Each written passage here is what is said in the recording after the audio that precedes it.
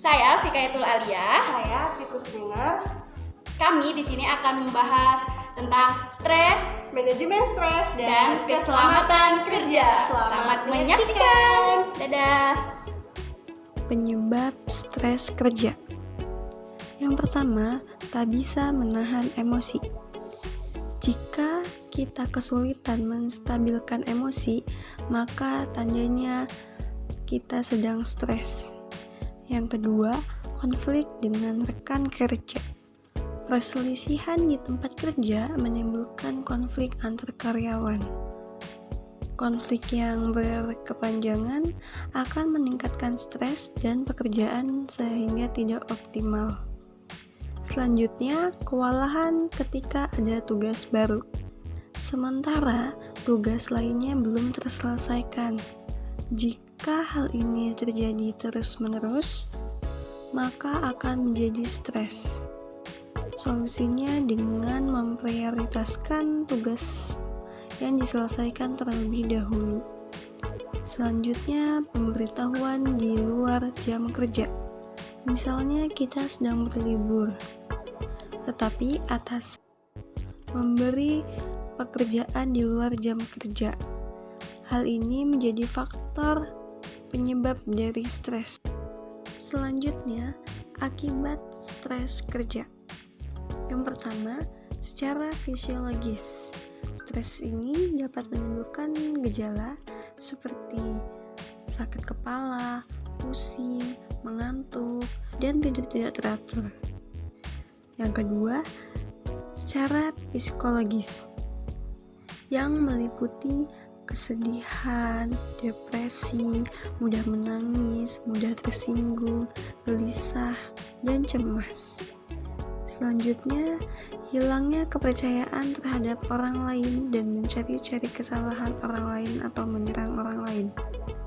Jika kita sedang stres atau emosi, maka perilaku tersebut akan terjadi.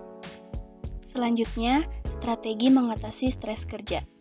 Dari beberapa orang yang mengalami stres dalam bekerja ini, mereka melakukan strategi ataupun upaya yang berbeda-beda agar mereka merasa nyaman dalam situasi yang berbeda dengan keinginannya. Dan di sini ada beberapa strategi untuk mengatasi stres kerja. Poin yang pertama yaitu menunda memikirkan suatu masalah hingga waktu yang tepat untuk menyelesaikan masalahnya. Jadi, kita itu harus lebih fokus terhadap suatu pekerjaan dan menunda masalah hingga ada waktu yang tepat untuk menyelesaikan masalahnya. Dan poin yang kedua yaitu kenali sendiri gejala kelelahan Anda. Sebaiknya, kita harus lebih introspeksi terhadap penyebab kelelahan kita. Contohnya, ketika kita lelah, kita harus tahu apa penyebab kelelahan kita yang sekarang ini dan apa penyebab stres yang kita rasakan saat ini. Poin ketiga, hindari obat-obatan atau minuman keras. Ketika kita mengalami stres dalam bekerja, sebaiknya kita menghindari penggunaan obat dan minuman keras. Dan di poin yang terakhir, membedakan kepentingan profesional dan kepentingan pribadi. Ketika kita sedang menjalankan tugas dalam pekerjaan, kita harus lebih profesional untuk tidak memikirkan suatu masalah yang kita hadapi, yaitu masalah pribadi. Kategori kesalahan manusia ataupun human error. Di sini ada jenis kesalahan manusia yang umum. Yang pertama, pengabaian keselamatan. Keselamatan ini terjadi ketika seorang tidak memperhatikan aspek keselamatan dalam menjalankan tugasnya. Jadi, mereka ini selalu mengabaikan keselamatan yang sudah ditentukan oleh atasan. Selanjutnya, tidak menganggap serius pekerjaan. Ini terjadi ketika seorang tidak menganggap serius pekerjaannya dan dapat menimbulkan kesalahan. Selanjutnya, terlalu lelah. Kesalahan yang terjadi ini ketika seorang merasa lelah dan tidak fokus pada tugas yang ada. Kesalahan ini banyak terjadi pada karyawan karena mereka merasa terlalu lelah sehingga mengabaikan tugas yang ia kerjakan. Selanjutnya, hilangnya kesadaran situasional. Kesalahan ini terjadi ketika seseorang menjadi tidak mampu memahami lingkungan sekitarnya dan dapat menyebabkan pengambilan keputusan yang buruk. Dan yang terakhir, kehilangan kendali. Kesalahan ini terjadi ketika kita merasa lelah atau merasakan stres dalam bekerja, kita akan kehilangan kendali kita sehingga akan sesuatu yang tidak kita inginkan.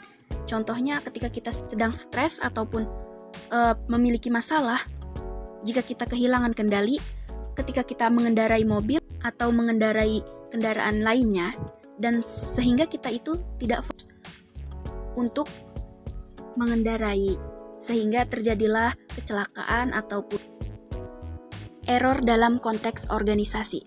Mungkin kesalahan dapat disebabkan oleh berbagai faktor, yaitu termasuk kondisi kerja yang buruk, alur kerja yang dirancang dengan buruk, kurangnya dukungan dan sumber daya, prioritas organisasi yang tidak tepat, dan budaya saling menyalahkan dalam organisasi. Di sini ada beberapa jenis dari kesalahan di dalam organisasi. Yang pertama, kesalahan dalam komunikasi yang terjadi karena kurangnya berkomunikasi di dalam organisasi sehingga menimbulkan kesalahpahaman. Jadi kesalahan dalam organisasi yang pertama ini mungkin anggota dan anggota lainnya kurang komunikasi atau tidak ada komunikasi sama sekali sehingga akan menimbulkan kesalahpahaman satu sama lain. Dan yang terakhir, kesalahan dalam mengambil keputusan. Ya, kesalahan ini terjadi ketika seseorang yang akan mengambil keputusan ini tidak mempertimbangkan faktor yang akan terjadi yang tidak sesuai dengan situasi. Ya, mungkin cara mengurangi kesalahan dalam organisasi ini kita dengan memfokus yang efektif untuk menghindari kesalahan dalam